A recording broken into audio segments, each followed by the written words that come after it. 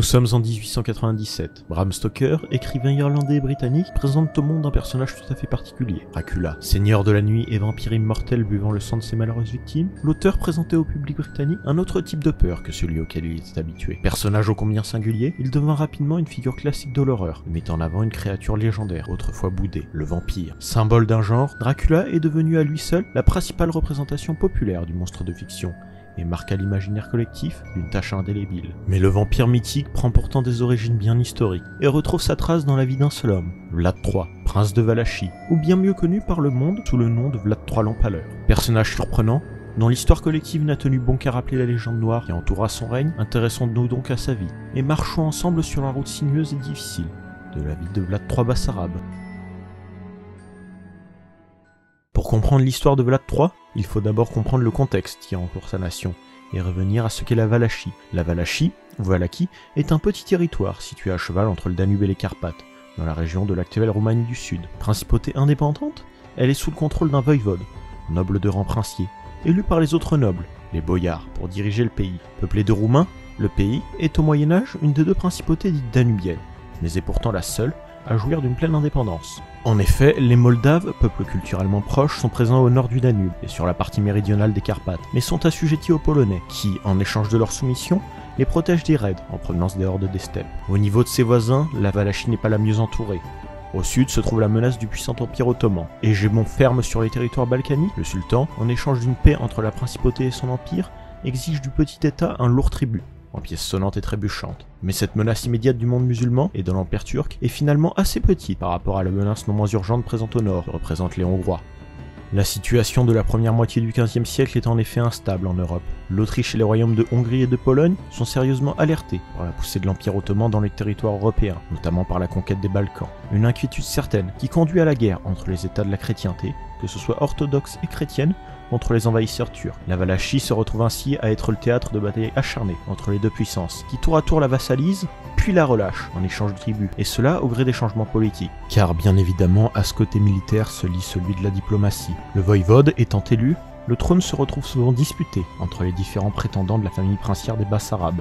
Les courants princiers peuvent être grossièrement séparés en deux branches rivales, celle des Bassarabes d'Aneşku, favorables aux Hongrois et à la lutte contre les Turcs, et des Bassarabes Draculescu, plutôt tournés vers une paix avec les Ottomans, et un apaisement à leur égard. En fonction de la famille sur le trône, la politique extérieure de la nation se retrouve plus ou moins impactée. De ce fait, la Valachie est en cette période à la frontière entre deux mondes rivaux. C'est dans ce contexte instable que naît Vlad Bassarabe, vers 1431. Son père, Vlad II, est alors souverain de la Valachie. Connu comme un serviteur loyal de la Hongrie et de son empereur Sigismond Ier de Luxembourg, Vlad II est récompensé par l'invitation à rejoindre l'ordre du Dragon. Rassemblement de chevaliers, dont les objectifs principaux sont la protection des intérêts de la chrétienté et la croisade contre les Ottomans, les compétences de Vlad II en tant que combattant le font bien voir de ses pairs, lui permettent de gagner le surnom de Vlad Dracul, ou Vlad le Dragon. Donc lorsque Sigismond appelle la croisade contre les Ottomans, Vlad II s'y présente avec son armée.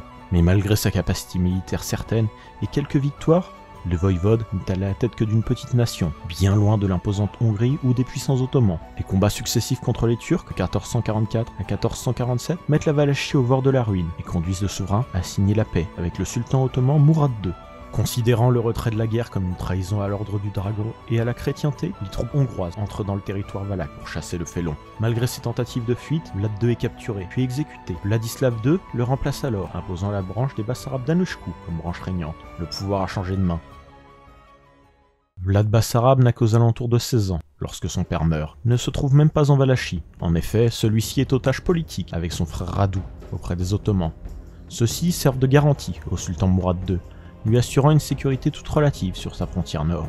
Cette position est précaire pour Vlad, mais le jeune homme décide de profiter de l'opportunité toute donnée par sa présence en pays étranger, cherchant à apprendre au maximum de son empire et ayant conquis en si peu de temps une telle quantité de territoire, et capable de menacer même les plus grands. Admiratif de l'armée turque et de sa discipline, c'est pourtant dans la composition politique du gouvernement du Padishah que Vlad met toute sa fascination. Le sultan est le maître absolu, et le seul à prendre des décisions, ses conseillers n'ayant que le rôle d'aider le monarque. L'administration, de par la concurrence méritocratique constante, met en avant les meilleurs talents, permettant une meilleure gestion de l'État, et limiter le pouvoir trop important de la noblesse. Ce modèle efficace, Vlad en comprend l'utilité, et sait qu'il pourrait être la clé pour la prospérité de son petit royaume. Après la mort de son père, Vlad est libéré de sa captivité et prend la route de la Valachie, accompagné d'une armée ottomane. Pour le sultan, l'objectif est double, mettre Vlad sur le trône et donc obtenir à ses frontières, si ce n'est un allié, à tout du moins un pays neutre, et lui permettre de concentrer ses forces contre la menace hongroise. En effet, les Hongrois se préparent à repartir en campagne, et Vladislav II, allié de leur royaume, n'est plus en Valachie. Profitant de l'absence de son adversaire, Vlad fait irruption en Valachie, début octobre 1448, et prend le contrôle du territoire, avec l'aide de quelques boyards fidèles. Cette prise de pouvoir est réussie, mais elle n'augure pourtant pas le début du règne de Vlad, qui en est chassé 2 mois plus tard par Vladislav, revenu d'expédition. Contraint à l'exil en Moldavie voisine, celui-ci tente de faire appel aux Ottomans, qui lui répondent par une lettre morte. Finalement, le prétendant valaque s'installe en Transylvanie, où il prépare son retour. Et cette heure vient bien vite. Vladislav II ne tarde pas à commettre une erreur. Il se range du côté des Turcs, provoquant la colère de ses anciens soutiens hongrois. Jean Huendi, le régent de la Hongrie, ne peut être partout à la fois. Déjà en train de défendre Belgrade contre les assauts ottomans, il se voit obligé de confier à Vlad Dracul une armée pour défendre la Valachie et la Transylvanie. Celui-ci utilise donc tout logiquement sa nouvelle force militaire pour reprendre le trône. Et avec l'aide d'une partie des brouillards, il écrase et tue Vladislav II en août 1456.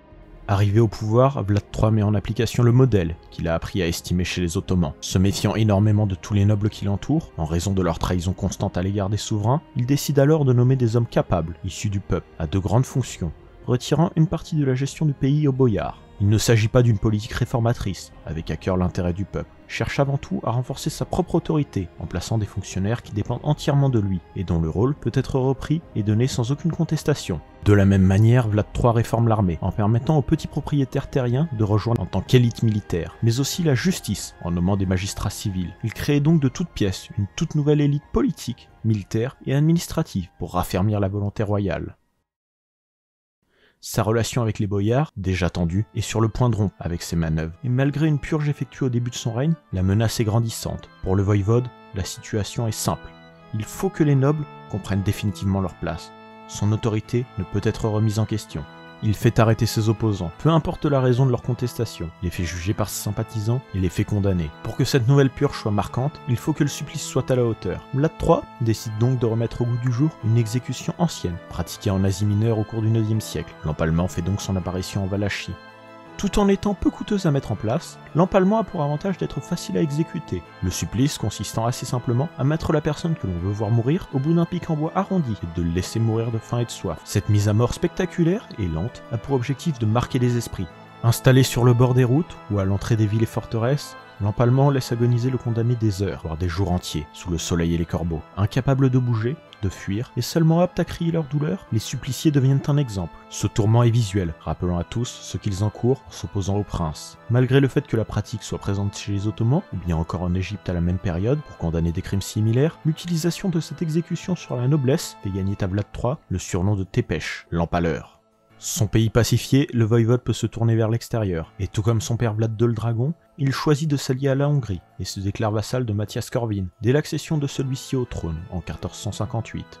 Les raisons de ce choix sont multiples. Dans un premier temps, cela lui permet de s'assurer un soutien militaire chrétien et orthodoxe en tant que voisin direct des Ottomans, mais aussi de profiter du prestige occasionné par la croisade contre les Turcs, renforçant ainsi directement son pouvoir. À cela s'ajoute le fait de ne plus avoir à payer de tribut au sultan, et donc de voir les caisses de la principauté se re-remplir des économies effectuées.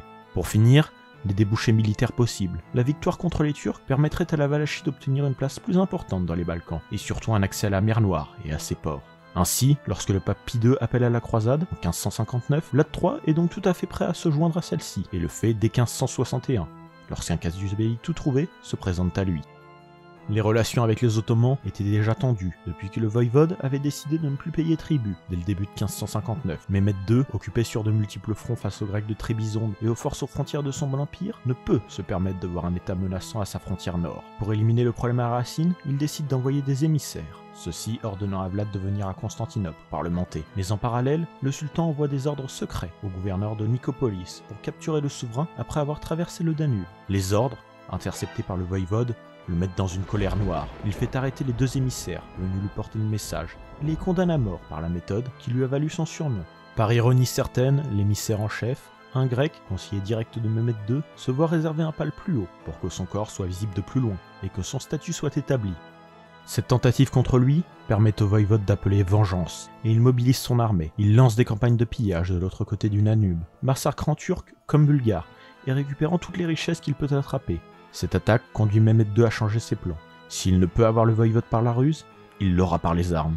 150 000 hommes sont mobilisés. Le sultan pense pouvoir rapidement renverser le voïvode capricieux et y mettre à sa place son frère, Radu, ancien otage, rallié aux Ottomans et bien plus en phase avec les intérêts turcs.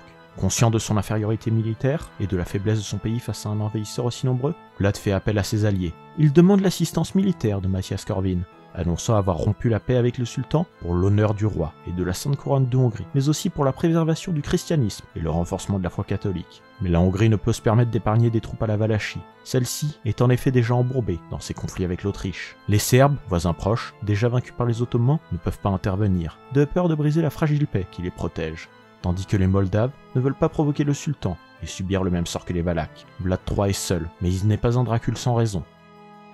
La guerre rangée est inenvisageable en raison du faible nombre des forces valaques. Ainsi, Vlad III se tourne vers une forme de guérilla. Son but est de briser l'armée ottomane en la forçant au repli en raison du manque de ressources. Et pour cela, il pratique de manière intensive les tactiques de terre brûlée, détruisant tous les ravitaillements nécessaires aux Ottomans, empoisonnant les puits, harcelant les flancs de l'armée et surtout les attaquant de nuit à la tête de sa cavalerie pour mettre le feu à leur campement. L'exemple le plus impressionnant de la stratégie du voïvode a lieu la nuit du 16 au 17 juin 1462 lors d'une attaque nocturne proche de Targoviste, capitale de la Valachie, où Vlad s'était retiré. Profitant du couvert des ombres, la cavalerie valaque lance une attaque surprise afin d'assassiner le sultan. Bien que l'attaque échoue, elle provoque un effroi considérable parmi les troupes ottomanes, qui subissent de lourdes pertes. Le moral, déjà faible en raison du manque de nourriture et de la logistique mise à rude épreuve, est définitivement brisé à l'arrivée des forces ottomanes aux portes de Targoviste à la fin juin après ce raid échoué. Les Ottomans furent horrifiés de découvrir une forêt d'empalés.